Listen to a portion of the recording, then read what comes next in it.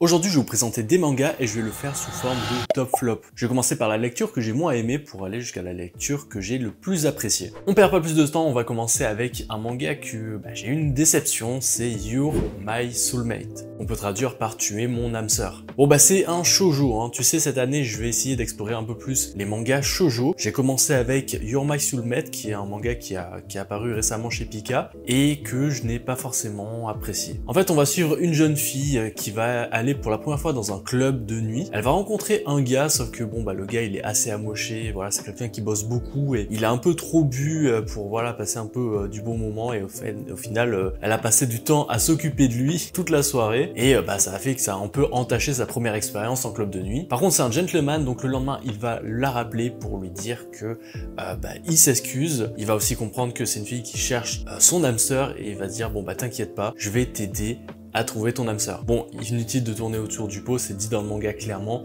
on sait qu'ils vont finir ensemble. Mais le manga va être composé de plusieurs garçons qui vont passer par-ci par-là, qui vont essayer de courtiser cette jeune fille. Elle va être un peu perdue parce que elle sait pas trop comment faire tout ça, elle voit plusieurs opportunités, plusieurs garçons et elle est un peu perdue autour de tout ça. Bon, moi j'ai lâché le manga tout simplement parce que j'ai vu qu'il y avait beaucoup trop de tomes. Je crois que c'est une série qui est en cours au Japon, il y a 5 tomes et je me vois pas lire 4 tomes de je cours après tel garçon court après. Voilà, c'est pas vraiment ce que je recherche en ce moment dans mes lectures, c'est pour ça que j'ai arrêté ma lecture quasiment à 2-3 chapitres de la fin où je me suis dit c'est sûr que de toute façon que je vais pas lire la suite, donc je préfère gagner mon temps et mettre ça de côté. Tant pis pour ce shoujo, ça veut pas dire que j'arrête ma découverte cette année.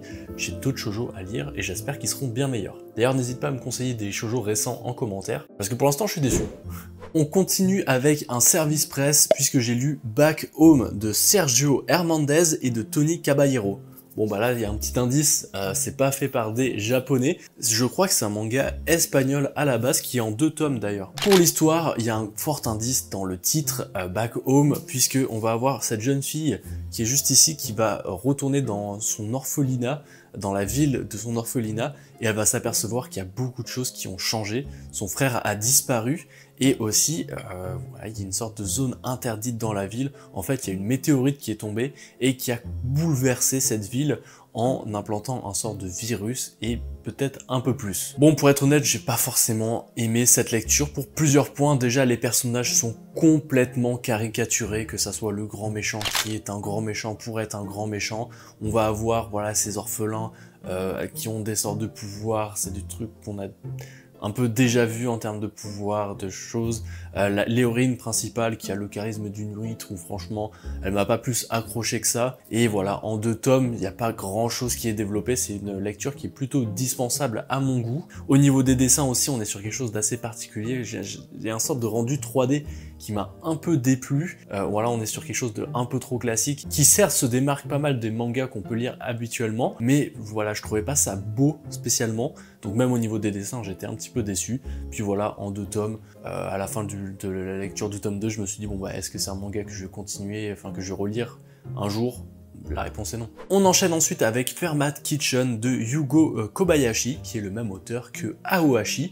J'ai lu le tome 1 et le tome 2, c'est aussi un service presse. D'ailleurs, j'essaie de te le dire quand c'est un service presse, des fois j'oublie un peu, mais parce que de toute façon, vous savez que je donne mon avis sincère sur les œuvres, que ce soit un service presse ou non. D'ailleurs, vous allez voir que dans cette vidéo, les services presse sont plutôt dans les flops que dans les tops. C'est assez drôle. Mais pour revenir à Fermat Kitchen, franchement, moi je me suis penché sur cette lecture tout simplement parce que je suis vraiment un grand fan de Aohashi et je voulais voir ce que l'auteur pouvait proposer du côté de la cuisine. Avec ce manga, on va suivre un personnage qui s'appelle Gaku, qui est vraiment une tête en mathématiques. Il est beaucoup trop fort. C'est quelqu'un notamment qui va faire des concours et tout, et en fait, au fur et à mesure du temps, il va être rattrapé par des élèves qui travaillent beaucoup plus, qui finalement vont être plus performants, donc finalement pour lui, il va un peu dégringoler dans les classements, donc ça va pas être top, mais en fait, un cuisinier va un jour le repérer en train de faire à manger, et il va s'apercevoir que son approche de la cuisine est assez différente, puisque il va installer les maths dans la cuisine. Bon, et puis c'est pas déconnant parce que les maths et la cuisine, c'est quelque chose d'assez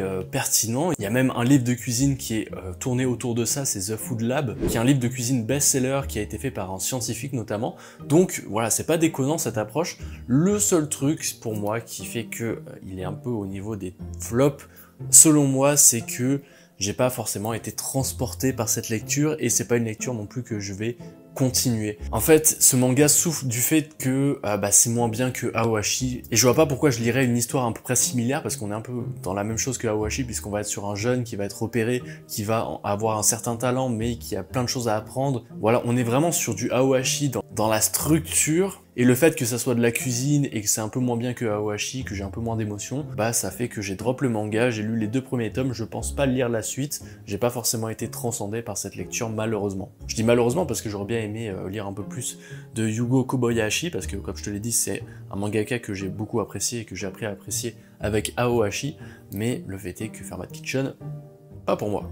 Urbance, le tome 1. Alors là, on est sur une plutôt bonne surprise, parce que je t'avoue, quand j'ai reçu ce service presse, je me suis dit, j'ai la flemme de le lire. Franchement, j'avais la flemme de le lire. Je sais pas que ce soit au niveau de la cover, au niveau des dessins, que je l'avais un peu regardé comme ça, je l'avais un peu feuilleté, je trouvais pas ça si incroyable. En tout cas, l'aura que s'il dégageait, franchement, j'y allais un peu à reculons. Le fait est aussi que c'est une bande dessinée française, parce que c'est Joël dos Reis Veigas. Bon, je pense que j'ai écorché un peu son prénom, mais voilà, c'est un français qui est basé d'ailleurs à Montréal ou au Canada, en tout cas, ça c'est sûr. C'est dit dans le manga.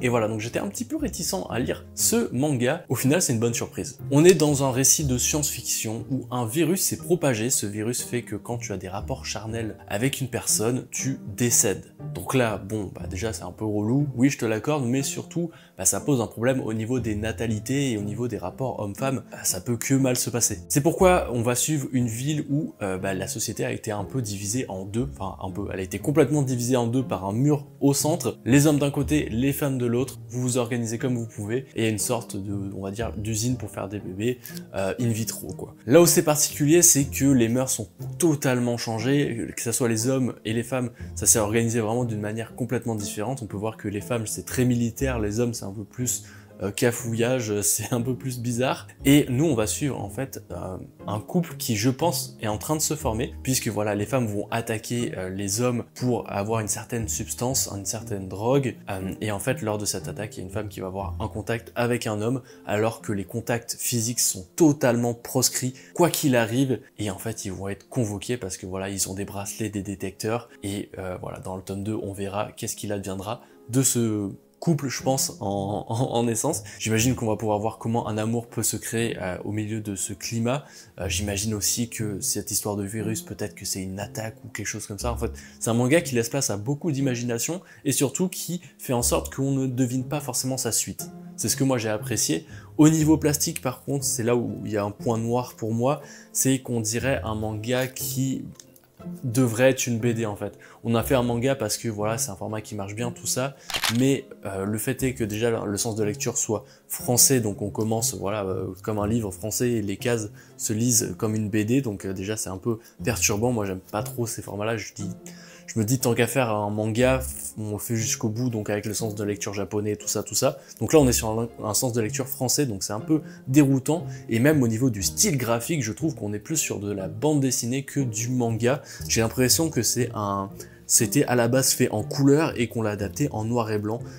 Voilà, au niveau du style graphique, voilà, je sais pas si c'est une impression que j'ai qui est fausse ou quoi, mais en tout cas c'est mon impression, donc je trouve ça un petit peu dommage au côté plastique. Je pense que c'est une œuvre que j'aurais d'autant plus appréciée dans un autre format, sûrement même en couleur. D'ailleurs les premières pages sont en couleur et c'est très joli. Mon seul bémol ce serait au niveau du côté graphique, mais au niveau de l'histoire je suis agréablement surpris. Je t'invite vraiment à te pencher sur Urbance. Dracula. J'aurais pensé qu'il serait arrivé un peu plus haut dans mon classement de cette vidéo, mais au final, petite déception pour Dracula, même s'il est haut dans ce classement, ça reste un bon manga, mais le fait est que ça soit du Shinichi Sakamoto, qui a notamment fait Ascension, qui est un manga que j'aime beaucoup, qui est un artiste, moi au niveau des dessins, je trouve que c'est vraiment, il a sa patte et il est vraiment très fort, et j'en attendais vraiment beaucoup de Dracula, et j'étais un petit peu déçu. Avec Dracula, on est plongé au 19e siècle. Un vaisseau russe embarque des cargaisons un peu bizarres, voilà, des sortes de caisses organiques qui transportent de la terre. Arrivé à destination en Angleterre,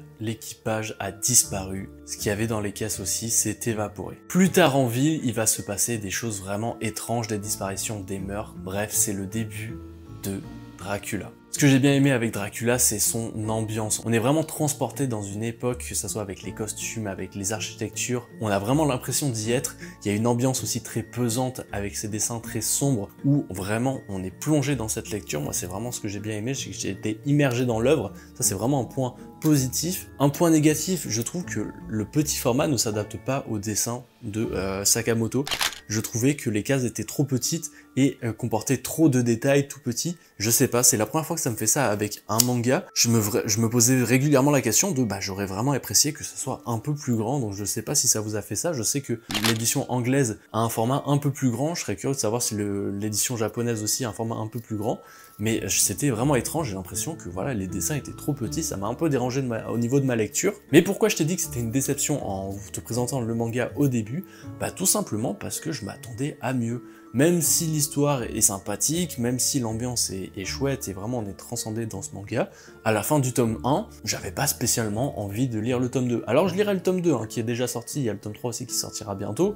Je continuerai la série, mais je m'attendais à mieux et je pense que c'est parce que j'avais un peu trop d'attentes. Donc voilà, à suivre pour Dracula. Avant-dernier manga de cette vidéo, et j'en profite pour te dire de t'abonner si tu n'es pas abonné à la chaîne. Il y a quasiment 50% des gens qui regardent mes vidéos qui sont pas abonnés. Donc n'hésite pas à le faire si tu regardes régulièrement ma chaîne et que tu ne veux pas louper les prochaines vidéos. On passe à l'avant-dernier manga, il s'agit de Orion, un manga de 1979 d'ailleurs, c'est un manga qui date, qui a été réédité récemment par les éditions Naban je crois, qui est un manga en 3 tomes, 3 volumes, 3 gros bébés et qui est au prix d'ailleurs de 21 €, voilà, parce que je le vois juste ici. Bon, en vrai je suis un peu biaisé parce que j'aime bien la mythologie et la mythologie grecque, et là on est en plein dedans, puisqu'on va avoir l'histoire de Arion, qui est le fils de Déméter, qui est aussi va être le fils d'un autre dieu, mais je te laisse découvrir lequel en lisant Arion, évidemment, pour pas trop te spoiler, vu que c'est une histoire courte, j'ai pas envie de tout te délivrer, tous les secrets de ce manga, évidemment. Et en fait, ce Arion, il va être, malgré lui, poussé par Hadès, qui est le dieu des enfers, il va être poussé un peu à devoir affronter un dieu, à accomplir une sorte de prophétie malgré lui.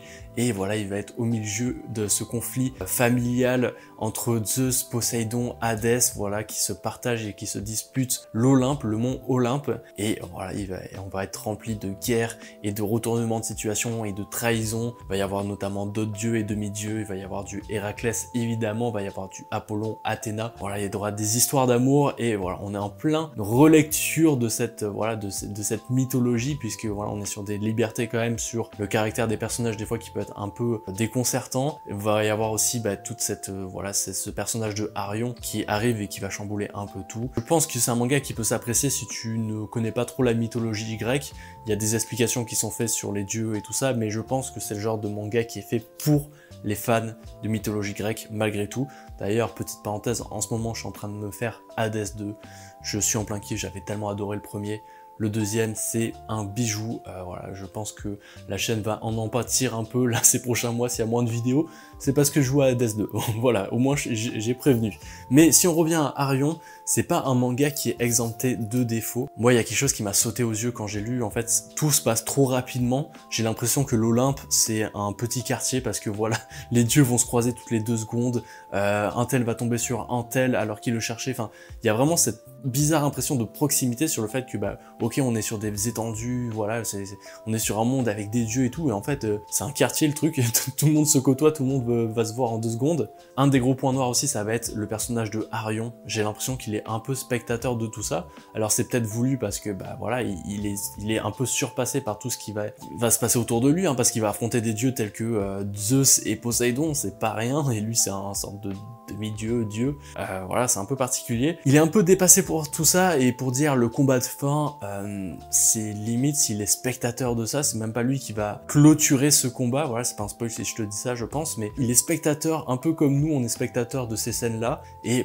pour un personnage dont le nom est dans la couverture et dont il est mis en avant, je trouve ça un peu dommage, je trouvais qu'il était un peu de côté. Il y a des fois, il y a des personnages que j'ai beaucoup plus appréciés, notamment le personnage de Prométhée que je trouvais vachement plus intéressant, que ce soit au niveau du développement développement, flashback, tout ça. C'est un personnage que j'ai beaucoup plus apprécié, qui était vraiment présent à partir du tome 3, je dirais, qui était, enfin, on est dévoilé un peu plus. Mais voilà, tout ça pour dire que je retiendrai plus Prométhée que Arion dans ce manga. Je suis curieux d'avoir vos avis si vous l'avez lu, n'hésitez pas à le mettre en commentaire. On enchaîne avec Crescent Moon. J'ai menti tout à l'heure, je disais que c'était l'avant-dernier Arion, mais en final c'est Crescent Moon qui est l'avant-dernier manga de cette vidéo. Parce que voilà, j'avais regardé mes notes et effectivement, il reste un manga en top 1. Et Crescent Moon de Kazuhiro Fujita, qui a notamment fait Karakuri Circus. Il me semble que c'est... non, c'est pas une réédition celui-là. C'est Ghost Lady qui est une réédition. Enfin bref, Kyun ont ressorti pas mal de mangas de Fujita, vu le succès évidemment de l'édition de Karakuri Circus de Meian. Voilà, ils ont vu un peu le filon, ils se sont dit oh bah tiens, je pense que c'est le bon timing de ressortir du Fujita.